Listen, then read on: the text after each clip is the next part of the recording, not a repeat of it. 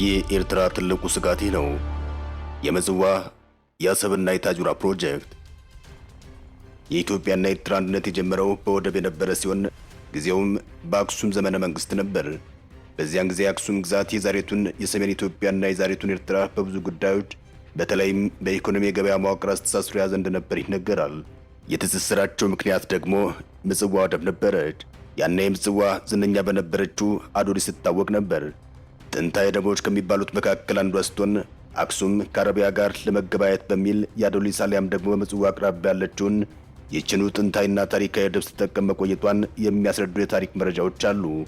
ታሪካዊ ማስረጃውን ብሎም የወቅቱን የኢትዮ ኤርትራ ወደብ ተኮር ትኩሳት ለመመልከት ምክንያት የሆነን በኤርትራ ማስታወቂያ በኩል የተሰጠው መግለጫ አሊያም ደግሞ የኤርትራ መንግስት ምላሽ ነው። በምላሹ ላይ ከምጽዋ ከአሰብና ከታጁራ ወደብ ጋር የተያያዘ ፕሮጀክት ለኤርትራ እንደ ስጋት ታይቷል። ለመሆኑ የኤርትራን ስጋት ያጎላው ፕሮጀክት ዓላማው ምንድነው? ኤርትራ ሲያሰጋት ከምን አንጻር ነው? ፕሮጀክቱን በበጎ ከተመለከተችው በኋላ እንደገና በስጋት ያስቀመጠችው ቅድመ ሁኔታ ምን ያሳያል? ቀጠናዊ ትርጉሙ ምንድነው? የሚሉ ጥያቄዎችን በዚህ ዝግጅት እንመልሳለን። አብራችሁን ቆዩ።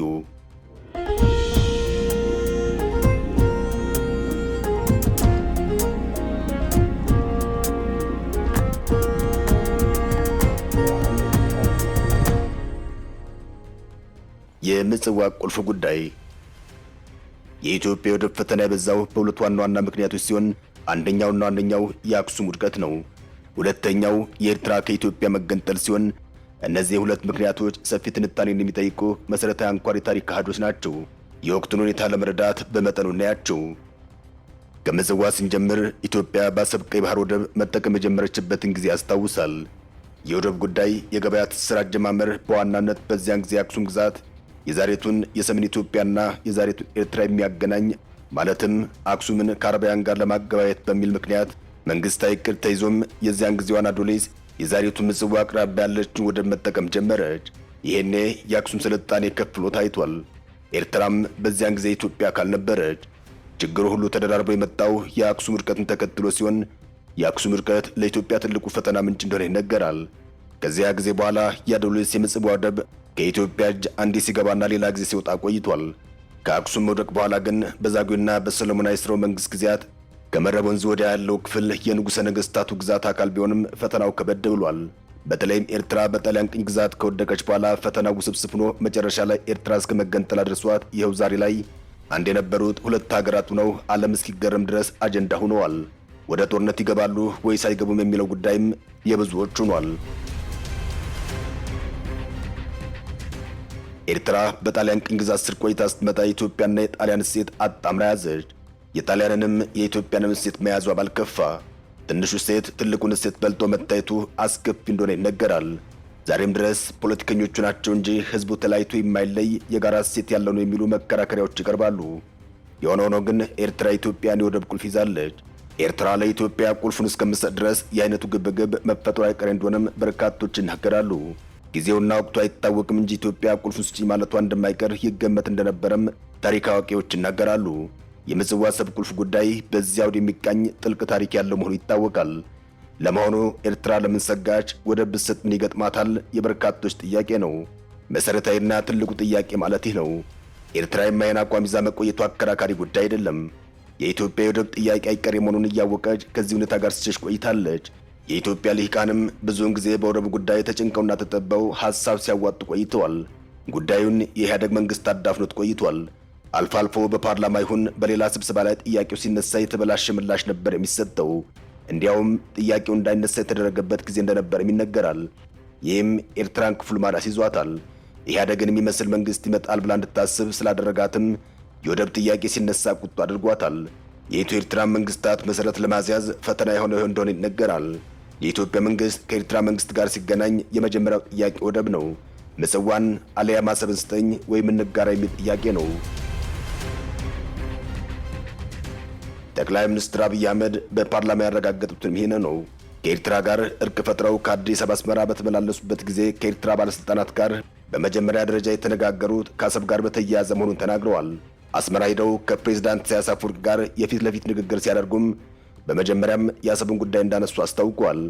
ይህንንም ሁሉም የኤርትራ ባለስልጣናት ያውቁታል በማለት ነበር የተናገሩት። የሁለቱ ሀገራት መንግስታት መሪዎች ኢትዮጵያ አሰብን በነጻ እንድትጠቀም ተስማምተው እንደነበረ ገልጸዋል። የሁለት ሀገር አንድ ህዝብ የሆነው የሚያስብል እርምጃ በመውሰዳቸው አድናቆቱ እዚያም እዚህም ይጎርፍላቸው ነበር።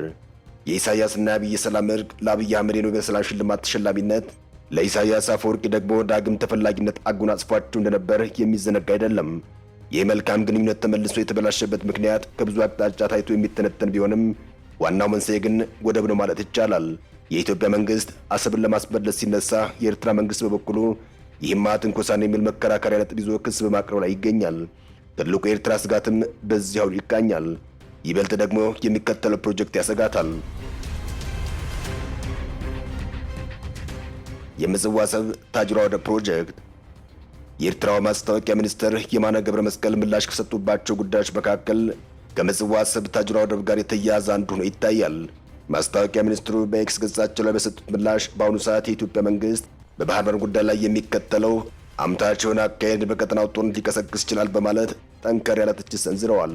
ከዚህ በተጨማሪም የኢትዮጵያ ጦር ኃይሎች ጠቅላይ ኤታማዦር ሹም እና ሌሎች የሀገሪቱ ከፍተኛ የጦር መኮንኖች በኤርትራ ላይ የጦርነት ዛቻ ማሰማት ቀጥለዋል በማለት ሌላ ክስ አሰምተዋል። የጦር ኃይሎች ጠቅላይ ኤታማዦር ሹም ፊልድ ማርሻል ብርሃኑ ጁላ ከሰሞኑ ኢትዮጵያ ሰላም፣ ልማትና የባህር በር መዳረሻ እንደሚያስፈልጋት አጽንኦት ሰጥተው መናገራቸው ይታወሳል። የኢትዮጵያ ወደብ አልባ መሆን ፍትሐዊነትን በተመለከተ ጥያቄ ማንሳታቸው ይታወሳል። ፊልድ ማርሻል ብርሃኑ ጁላ ባሳለፍነው ቅዳሜ ቢሾፍቱ በሚገኘው የባህር ኃይል ስልጠና ማዕከል በተከበረው 118ኛ የኢትዮጵያ መከላከያ ሰራዊት ቀን ንግግር ሲያደርጉ ነበር ይህም መልእክት ያስተላለፉት።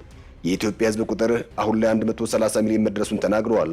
ቁጥሩን ከገለጹ በኋላም ቀጠል አድርገው በሚቀጥሉት 25 ዓመታት ውስጥ የሕዝብ ቁጥሩ 200 ሚሊዮን ይደርሳል ያሉ ሲሆን አያይዘውም እንዴት በ2 ሚሊዮን ማህበረሰብ የ200 ሚሊዮን ሕዝብ ጥቅም ይዘጋል? ፍትህ አይደለም፣ ዓለም አቀፍ ሕግ አይደለም፣ ምክንያት አይደለም ነበር ሲሉ የተሰሙት ፊልድ ማርሻሉ በስም ያልጠቀሷቸው ነገር ግን ታሪካዊ ጠላቶች ሲሉ የገለጿቸውን አካላት ኢትዮጵያን የባህር በር እንዳታገኝ ማድረጋቸውን በመጥቀስ መውቀሳቸው ይታወሳል። መከላከያ ሰራዊታችንን እናጠናክራለን፣ ልማታችንን እናፋጥናለን፣ ባህር በር እናገኛለን ሲሉ መናገራቸውም አይዘነጋም። ባህር በር እናገኛለን በቦሌም ሆነ በባሌ። ይህን ተከትሎም ከወደ ኤርትራ በኩል ተደጋጋሚ ምላሾች ተሰጥቷል። አንድ በኤምባሲ ደረጃ፣ ሁለት በማስታወቂያ ሚኒስትሩ በኩል ምላሽ ተሰጥቷል። በማስታወቂያ ሚኒስትሩ በኩል በተሰጠው ምላሽ አዲስ ሐሳብም ታይቷል። እሱም ከምጽዋ ከአሰብና ከታጁራ ወደቦች ጋር የተያያዘ ትርጉም ያለው ነው። ብልጽግና ኢትዮጵያን ከምጽዋ ከአሰብና ከታጁራ ወደብ ጋር የሚያገናኝ የባቡር ሐዲድ ለመገንባት እንዳቀደ በመግለጽ አምታች አካሄድ ይከተላል በማለት ከተቹ በኋላም የፓርላማው ውሳቤ ግን ከቅን ልቦና ከመነጨ ፍላጎትና ከቀጠናዊ የሰላምና ትብብር ፖሊሲ ጋር ግንኙነት የለውም ሲሉ ተደምጠዋል። ማስታወቂያ ሚኒስትሩ እንደ ትልቅ ስጋት አይተውም ምላሽ የሰጡበት ፕሮጀክት የሚከተለውን ይመስላል። በቅርቡ የሳውዲ አረቢያው ሬድሲ ጌትዌይ ተርሚናል የታጁራ ወደብን ለ30 ዓመታት ለማስተዳደር ከጅቡቲ ወደቦችና ነጻ ቀጠናዎች ባለስልጣን በእንግሊዝኛ ምህጻሩ ዲፒኤፍዜድ ጋር ስምምነት ተፈራርሟል። ስምምነቱ በጎርጎሮሳውያን የዘመን ቀመር መጋቢት 2025 በሁለቱ ወገኖች መካከል በባህር ትራንስፖርትና በሎጂስቲክስ ዘርፎች ትብብርን ለማጠናከር ከተፈረመው የመግባቢያ ሰነድ በኋላ የመጣ እንደሆነ ይታወቃል። ከዚህ በተጨማሪ ስምምነቱ በኢትዮጵያና በሰሜናዊ ጅቡቲ መካከል ያለውን የባለብዙ ትራንስፖርት ትስስርን የማስፋፋት እቅዶች ጋር የሚጣጣም ሆኗል።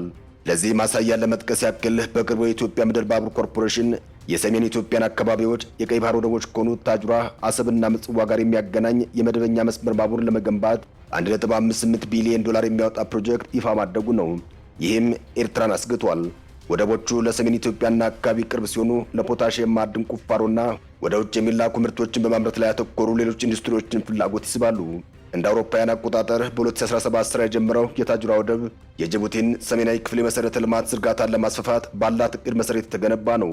ይህ ወደብ በዋናነት ከኢትዮጵያና ከአፋር ክልል ከዳናኪል ዝቅተኛ ቦታዎች ወደ ውጭ የሚላከውን ፖታሽ እንዲሁም እንስሳትና ሰሊጥ ያለው የኢትዮጵያ አጠቃላይ የጭነት ምርቶችን ያስተናግዳል። የሳውዲ አረቢያው ሬድሲ ጌትዌይ ተርሚናል አዲሱን ስምምነት የታጁራ ወደብን አካባቢ ተመራጭ ባለብዙ አገልግሎት መስጫ ጣቢያ ለማድረግ ያለ መሆኑን ገልጿል። በሚቀጥሉት ዓመታት የወደብ ዓመታዊ ጭነት የመያዝ አቅም 5 ሚሊዮን ቶን እንደሚደርስ ይጠበቃል። ይህም ለኢትዮጵያ የገቢና የውጭ ንግድ ያለውን ሚና የበለጠ ያጠናክረዋል ማለት ነው። ከዚህ ጋር ተያይዞ ጅቡቲ በአፍሪካ ቀንድ በቀይ ባህር የሎጂስቲክና የባህር ንግድ ማዕከል ያላትን ስትራቴጂካዊነት ያጠናክረዋል። አዲሱ የባቡርና የወደብ ግንባታም የኢትዮጵያን ሰሜናዊ የውጭ ንግድ መስመሮች እንደሚያሳድጉ፣ የሎጂስቲክ ወጪዎችንም እንደሚቀንሱ ብሎም በጅቡቲ ቀይ ባህር በሮች በኩል ወደ ዓለም አቀፍ ገበያዎች የሚደረገውን ተደራሽነት እንደሚያስፋ ይጠበቃል። ይህም ለኤርትራ እንደ ትልቅ ስጋት ታይቷል። ዋና ቁም ነገር ግን ኢትዮጵያ በዚያም ተባለ በዚህ ወደብ ያስፈልጋታል የሚለው ጉዳይ በኢትዮጵያ መንግስት መያዙ፣ ኤርትራ ደግሞ ጉዳዩን ላለማመን እየተፋለመች ይገኛሉ። ወደብ ለኢትዮጵያ ኢኮኖሚያና ለብሔራዊ ደህንነት እጅግ አስፈላጊ በመሆኑ ጉዳዩ ጥያቄ ውስጥ አይገባም። የሁለቱ ሀገራት መሪዎች ለድርድር በማይቀርበው የወደብ ጉዳይ ተነጋግረው ቢባቡ የሚለው ምክርም ከሁሉም አቅጣጫ መዝኖ የተሰማ ይገኛል። በኃይልና በጦርነት የሚመጣው እልቂት እንጂ አንድም ትርፍ አይኖርም። በሁለቱ ሀገራት መካከል ጦርነት ከፈነዳ እልቂቱ የከፋ ይሆናል። ኢትዮጵያም ኤርትራም አሁን በምናውቃቸው መልኩ መልሰው ላይ ቀጥሉ ይችላሉ። ሀገራቱን ከሚያስፈራ ጦርነት እንዲያስወጣቸው፣ ሰላሙንም እንዲመልስላቸው ለኢትዮጵያም ለኤርትራም እንመኛለን። አበቃን። ሰናይ ጊዜን ተመኘን።